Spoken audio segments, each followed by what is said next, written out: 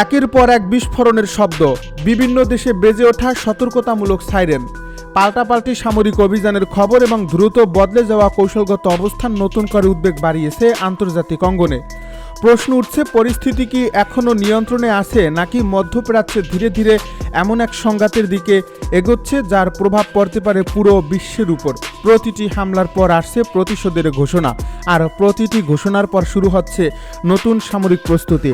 সংঘাত যেন আর একটি দেশের মধ্যে সীমাবদ্ধ নেই, বরং তার প্রভাব ছড়িয়ে পড়ছে গোটা অঞ্চলে।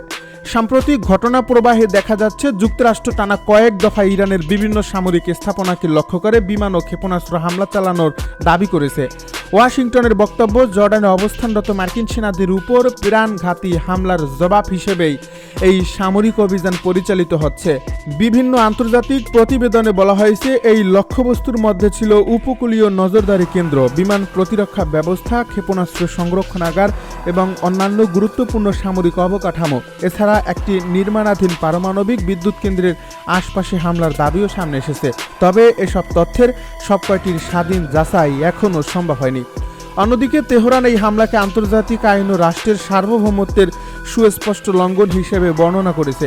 ইরানের কর্মকর্তাদের দাবি, এই ধরনের সামরিক পদক্ষেপ শুধু আঞ্চলিক উত্তেজনায় বাড়াচ্ছে না, বরং কূটনৈতিক সমাধানের সম্ভাবনাকেও আরও দুর্বল করে দিয়েছে।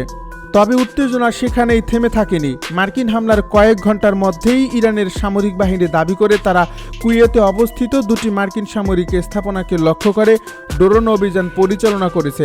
যদিও এই দাবির স্বাধীন নিশ্চিতকরণ এখনও পাওয়া যায়নি, তবুও ঘটনাটি নতুন করে উদ্বেগ সৃষ্টি করেছে। একই সময়ে বাহরাইনের কর্তৃপক্ষ জানায়, তারা নিজেদের আকাশসীমায় প্রবেশের চেষ্টা করা একাধিক আকাশী হুমকি প্রতিহত করছে বলে দাবি করেছে। এদিকে জর্ডানেও বেজে ওঠে সতর্কতামূলক সাইরেন। দেশটির নিরাপত্তা বাহিনীর ভাষ্য অনুযায়ী আকাবা বন্দরের দিকে ধেয়ে আসা একটি ক্ষেপণাস্ত্র মাঝপথেই প্রতিরোধ করা হয়েছে। এর ফলে এক রাতের মধ্যেই কুয়েত, বাহরাইন এবং জর্ডান এই তিনটি দেশের নাম নতুন করে যুক্ত হয়েছে চলমান উত্তেজনার তালিকায়। বিভিন্ন এলাকায় নিরাপত্তা ব্যবস্থা জোরদার করা হয়েছে এবং সাধারণ মানুষের মধ্যে ছড়িয়ে পড়েছে আতঙ্ক। যুদ্ধের প্রভাব শুধু সামরিক ঘাঁটিতেই সীমাবদ্ধ নেই। আন্তর্জাতিক বিভিন্ন প্রতিবেদনে উল্লেখ করা হয়েছে, কুয়েতের একটি গুরুত্বপূর্ণ বিদ্যুৎ ও লবণাক্ত পানি বিশুদ্ধকরণ স্থাপনায় ক্ষয়ক্ষতির ঘটনাও ঘটেছে। সংশ্লিষ্ট কর্তৃপক্ষ জানিয়েছে, সেখানে অগ্নিকাণ্ডও হয়েছে।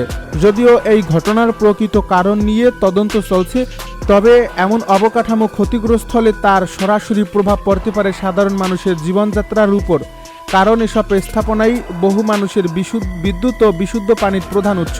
এদিকে ইসরায়েলও পরিস্থিতির দিকে নিবিড় নজর রাখছে। দেশটির প্রতিরক্ষা সংশ্লিষ্ট সূত্রগুলোর দাবি, প্রয়োজনে অতিরিক্ত মার্কিন আকাশে জ্বালানি সরবরাহকারী বিমান গ্রহণের প্রস্তুতি রাখা হচ্ছে। যদিও সর্বশেষ মার্কিন অভিযানে ইসরায়েল সরাসরি অংশ নিয়েছে এমন কোনো আনুষ্ঠানিক তথ্য প্রকাশ করা হয়নি, তবুও সামরিক প্রস্তুতির এই ইঙ্গিত বিশ্লেষকদের কাছে গুরুত্বপূর্ণ বলে বিবেচিত হচ্ছে। তাদের মতে, সংঘাত যদি আরও বিস্তৃত হয়, তাহলে নতুন নতুন দেশ সরাসরি কিংবা পরোক্ষভাবে এতে জড়িয়ে পড়তে পারে। বর্তমান উত্তেজনার অন্যতম বড় মোড় আসে জর্ডানে অবস্থিত একটি মার্কিন সামরিক ঘাঁটিতে হামলার ঘটনার পর। যুক্তরাষ্ট্র জানিয়েছে, ওই হামলায় 2 মার্কিন সেনা নিহত এবং আরও কয়েকজন আহত হন। ওয়াশিংটন এই ঘটনার জন্য ইরান সমর্থিত গোষ্ঠীগুলোকে দায়ী করে কঠোর প্রতিক্রিয়ার ঘোষণা দেয়। এরপর থেকেই শুরু হয় পাল্টাপাল্টি সামরিক অভিযানের নতুন অধ্যায়। প্রতিশোধের এই ধারাবাহিকতা এখন এমন এক পর্যায়ে পৌঁছেছে, যেখানে প্রতিটি হামলাই যেন পরবর্তী হামলার পথ আরও প্রশস্ত করে দিচ্ছে। এমন পরিস্থিতিতে সবচেয়ে গুরুত্বপূর্ণ প্রশ্ন হলো, কূটনৈতিক সমাধানের সুযোগ কি এখনও রয়েছে? আন্তর্জাতিক সম্পর্ক বিশ্লেষকদের একটি বড় অংশ মনে করছেন, প্রতিদিনের সামরিক উত্তেজনা আলোচনার সম্ভাবনাকে আরও সংকুচিত করছে। উভয় পক্ষই নিজেদের অবস্থান থেকে সরে আসার কোনো স্পষ্ট ইঙ্গিত দিচ্ছে না। এর ফলে যুদ্ধবিরতির সম্ভাবনা যতটা বাড়ার কথা ছিল, বাস্তবে পরিস্থিতি ততটাই জটিল হয়ে উঠছে। এই সংকটের আরেকটি গুরুত্বপূর্ণ কেন্দ্র হরমুজ প্রণালী। বিশ্বের উল্লেখযোগ্য পরিমাণ অপরিশোধিত তেল ও প্রাকৃতিক গ্যাসে কৌশলগত জলপথ দিয়েই আন্তর্জাতিক বাজারে পৌঁছে। এর ফলে এখানে সামান্য অস্থিরতা ও বৈশ্বিক অর্থনীতিতে বড় ধরনের প্রভাব ফেলতে পারে। ইরান দাবি করছে, তাদের অনুমতি ছাড়া কয়েকটি জাহাজ চলাচলের চেষ্টা করেছিল এবং এর মধ্যে 2টি দুর্ঘটনার শিকার হয়েছে।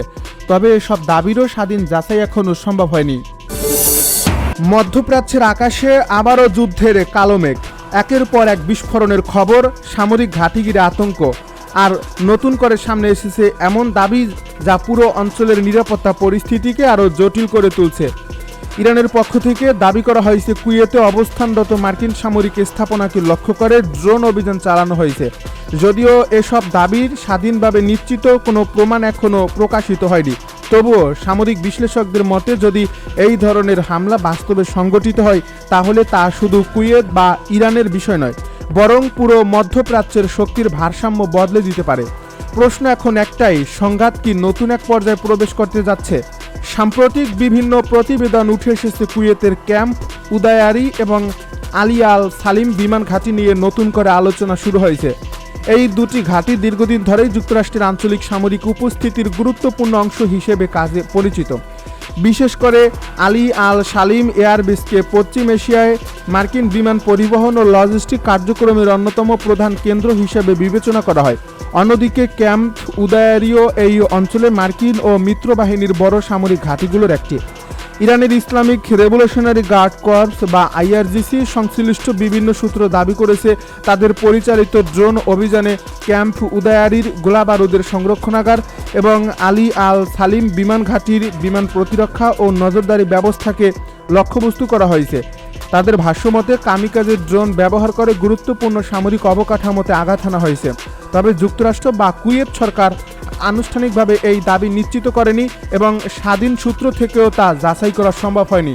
যদিও এসব তথ্য নিশ্চিত নয়, তবুও সামরিক বিশেষজ্ঞরা বলছেন এই ধরনের দাবি নিজেই একটি গুরুত্বপূর্ণ বার্তা বহন করে, কারণ যুদ্ধক্ষেত্রে শুধু বাস্তব হামলাই নয়, মনস্তাত্ত্বিক চাপ তৈরি করাও একটি বড় কৌশল। প্রতিপক্ষের অনিশ্চয়তার মধ্যে রাখা, প্রতিরক্ষা ব্যবস্থাকে ব্যস্ত রাখা এবং রাজনৈতিক বার্তা পৌঁছে দেওয়ার জন্য এমন দাবি ব্যবহার করা হয়ে থাকে। ইরান বহুদিন ধরেই বলে আসছে যদি তাদের বিরুদ্ধে সরাসরি সামরিক অভিযান চালানো হয় তাহলে শুধু ইরানের ভেতরেই প্রতিক্রিয়া সীমাবদ্ধ থাকবে না, বরং যেসব দেশে মার্কিন ঘাঁটি রয়েছে সেগুলো সম্ভাব্য লক্ষ্যবস্তুতে পরিণত হতে পারে। এই অবস্থানের পুনরাবৃত্তি করেছেন ইরানের বিভিন্ন কর্মকর্তা এবং নিরাপত্তা বিশ্লেষকেরা। ইরানের সংসদের জাতীয় নিরাপত্তা ও পররাষ্ট্র নীতি কমিটির সদস্য আহমেদ বকশায়েশ আরদেস্তনি আগে সতর্ক করে বলেছিলেন যুক্তরাষ্ট্র যদি ইরানের বিরুদ্ধে স্থল অভিযান শুরু করে তাহলে কুয়েত ও বাহরাইনে থাকা মার্কিন সামরিক উপস্থিতিও ইরানের প্রতিক্রিয়ার আওতায় আসতে পারে। যদিও এটি একটি রাজনৈতিক বক্তব্য, তবুও এমন বক্তব্য আঞ্চলিক উত্তেজনাকে আরও বাড়িয়ে দেয়। বিশ্লেষকদের মতে কুয়েতের ভৌগোলিক অবস্থানও এই আলোচনাকে গুরুত্বপূর্ণ করে তুলেছে। পারস্য উপসাগরের উত্তর প্রান্তে অবস্থিত দেশটি বহু বছর ধরেই যুক্তরাষ্ট্রের গুরুত্বপূর্ণ সামরিক সহযোগী। এখানকার বিভিন্ন ঘাঁটি শুধু প্রতিরক্ষা নয়, গোটা অঞ্চলে সেনা ও সরঞ্জাম পরিবহন, নজরদারি এবং জরুরি সামরিক অভিযানের জন্য ব্যবহৃত হয়। এ কারণেই যদি কখনো যুক্তরাষ্ট্র ও ইরানের মধ্যে সরাসরি সংঘর্ষ তীব্র হয় তাহলে কুয়েতের সামরিক স্থাপনাগুলোকে কৌশলগতভাবে গুরুত্বপূর্ণ হয়ে উঠতে পারে।